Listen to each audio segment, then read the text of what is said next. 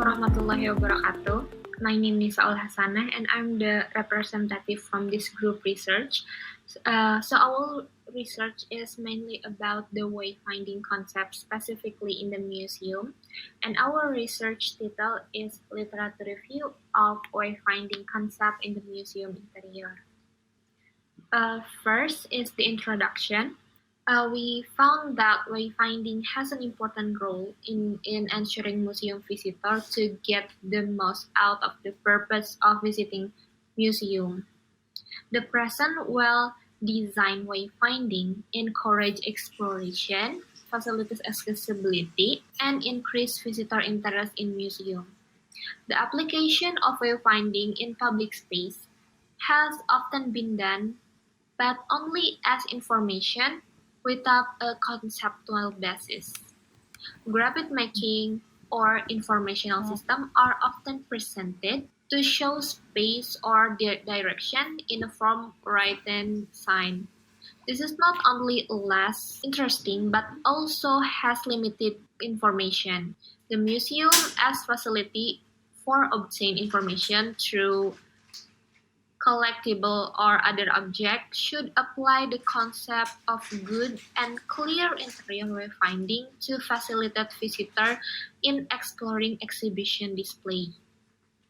From the literature review, we found that there are 6 types of wayfinding that recently used in the museum. And the first is orientational sign, informational sign, directional sign, identificational sign, statutory sign, and ornamental sign. The research method that we do the qualitative research method and the literature review. The qualitative research method that we do is by collecting, analyze, and interpret the data together.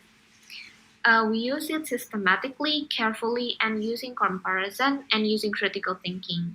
In addition, we do the literature review by selecting available document or topic that contain information, ideas, or data and evidence that has specific perspective to meet the research objective.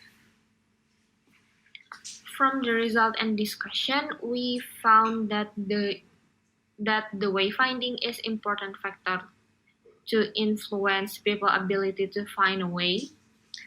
So the first result is we try to know knowing and understanding how people or visitor find a way in space by wayfinding, including those aspects that look and feel physically, include color, shape, and other information to be conveyed.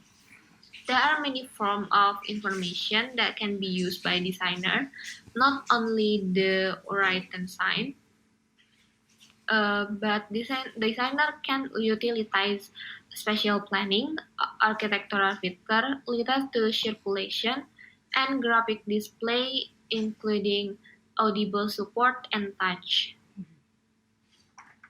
For the conclusion, we found that the wayfinding in the museum, specifically in the museum, need to have a concept for education and recreation. And the wayfinding that's mostly used in the museum.